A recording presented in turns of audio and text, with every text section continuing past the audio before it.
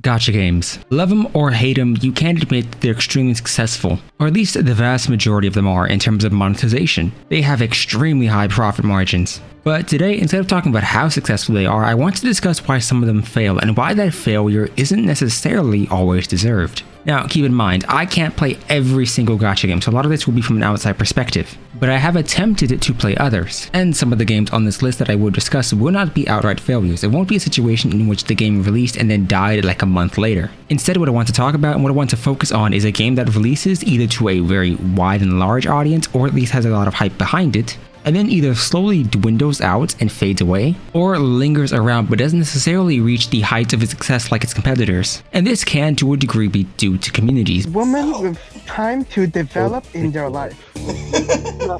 But I will kind of gloss over all of that in one later on. With that being said, if you find yourself enjoying this video, leave a like down below, consider subscribing, and let's start off with Tower of Fantasy. I haven't covered Tower of Fantasy very heavily on this channel, and that's for a variety of reasons, but I'm obviously a Genshin Impact player. I tried Tower of Fantasy at the time. I enjoyed a lot of different aspects of it, and I do know some individuals who did play it, or did at least try to get back into it later on. But from the game's marketing, to other issues that cropped up upon its release, to the game's simplistic issues with the actual development itself, I believe the first time I joined, they had a world chat that didn't necessarily have any filters in place, nor did it have any blockers for things like spam or emoji spam. So it was a mess, my first experience. But I enjoyed a lot of different aspects of it. However, Tower of Fantasy sort of came out and released to some degree of hype and expectation, but it relatively quickly dwindled out and faded away after that. This was in no small part due to the issues that cropped up after the game's release. From numerous amounts of hackers seen in the game, to numerous bugs, graphical glitches, etc., the game had a very rocky start, and that wasn't at all helped by previous controversies prior to the game's release globally. Add on to that many other competitors and many other games were either being released, being announced, or being updated. Tower of Fantasy wasn't in a good position. A lot of the original creators who covered Tower of Fantasy upon release were either individuals who had played it in the Chinese servers, and if that wasn't the case, you also had individuals who had played Genshin Impact coming over. So you had an audience of individuals who were used to a different style of game, openly playing a game that, to a degree, competed with it on certain elements. This didn't help it in the slightest. Don't get me wrong, it brought a lot of attention to the game, but not all attention is good attention. And over time, we've seen its player count relatively dwindle down without much fanfare or without much news popping up every now and again. It had big updates, and don't get me wrong, individuals do still play Tower of Fantasy, but it didn't reach the heights of success that its competitors have yet. The game may be brought up to speed and may, to some degree, compete with its competitors later on, but as of right now, it's nowhere near the levels of games like Arknights or Blue Archive or even Genshin Impact itself, nor is it on par with games like Honkai Impact or Punishing Grey Raven. So whilst the game itself does work, it is riddled with so many different controversies prior to its global release and after its global release that it's going to be very hard for it to dig itself out of that hole. Next up, we have Blue Archive and Nikke. Now, to clarify, I don't consider either one of these games failures or flops altogether. They are very successful. However, one thing I would like to mention with certain style of games is the way they market themselves.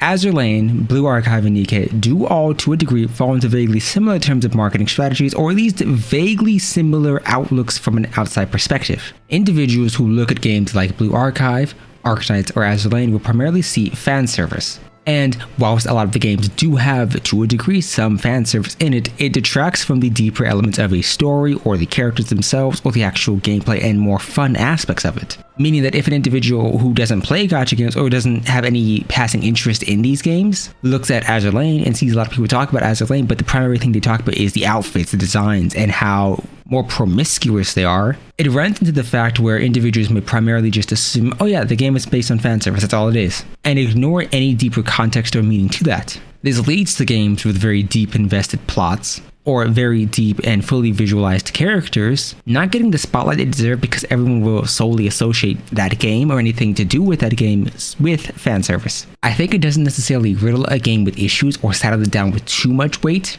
but instead it stops individuals from trying it out for a different element other than the character designs. It stops them from trying it out because they like a personality. It stops them from trying it out because they think the story might be neat. And I think out of all the games, Nikke was hit the hardest by this, whereas Blue Archive was hit the hardest by the age of the characters and the school setting.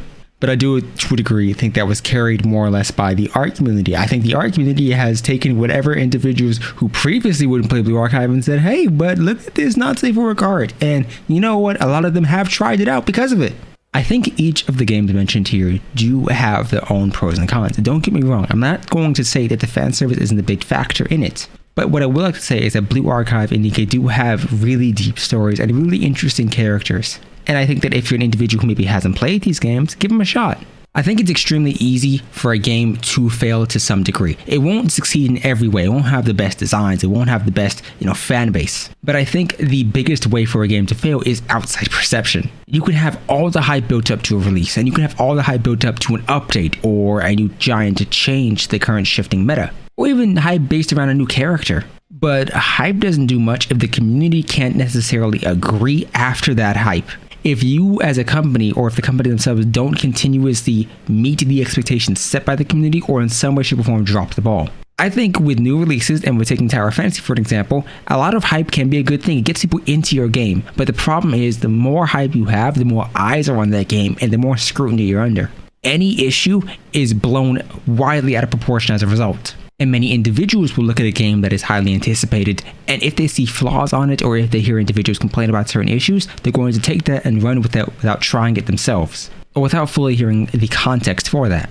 The same thing can go for games that are based around, or at least have a player base that is highly fixated on one aspect. Looking at Blue Archive players are very horny. I'm not going to deny that, nor am I going to reject it. I mean, let's be honest here. If you looked at any of the Blue Archive Twitter side of things, you're seeing a very lewd fan base to a degree. And people will instead associate that fan base, only that fan base, and only that aspect of the fan base with the game, ignoring any context for why an individual may like someone like Hoshino, or why somebody may enjoy Izuna. This doesn't mean the game failed. It doesn't mean the game won't reach a wide audience. It does mean, however, that people will ignore a lot of the effort put into other aspects of that game.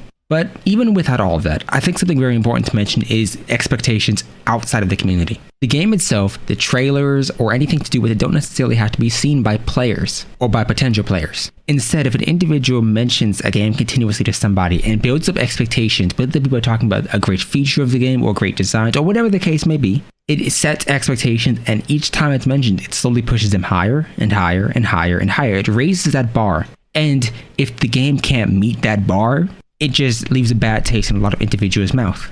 If your first gacha experience is extremely bad, or your first interaction with a company is extremely bad, you are very much not inclined to ever interact with them again.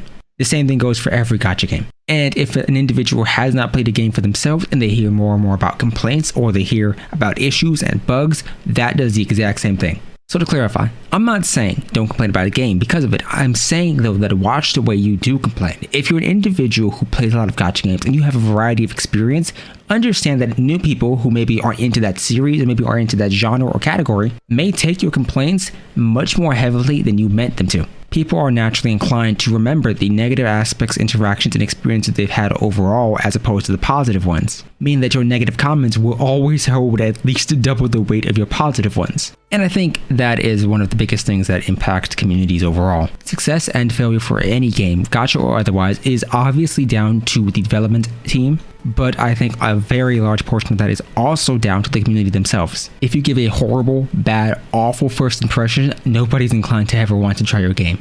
And so my recommendation to anybody is, if you have a good game, if you have a gacha game that you enjoy and you love, maybe ease people into it. Don't necessarily hype it up to be really good, but just explain some reasons why you play it personally, and then see if you can drag someone in. And then once they're in, they never escape. The goal is to get them in. Once their foot is in the door, you pull them in, close the door behind them, and lock it. But hey, that's just me. Tell me your favorite gachas down below.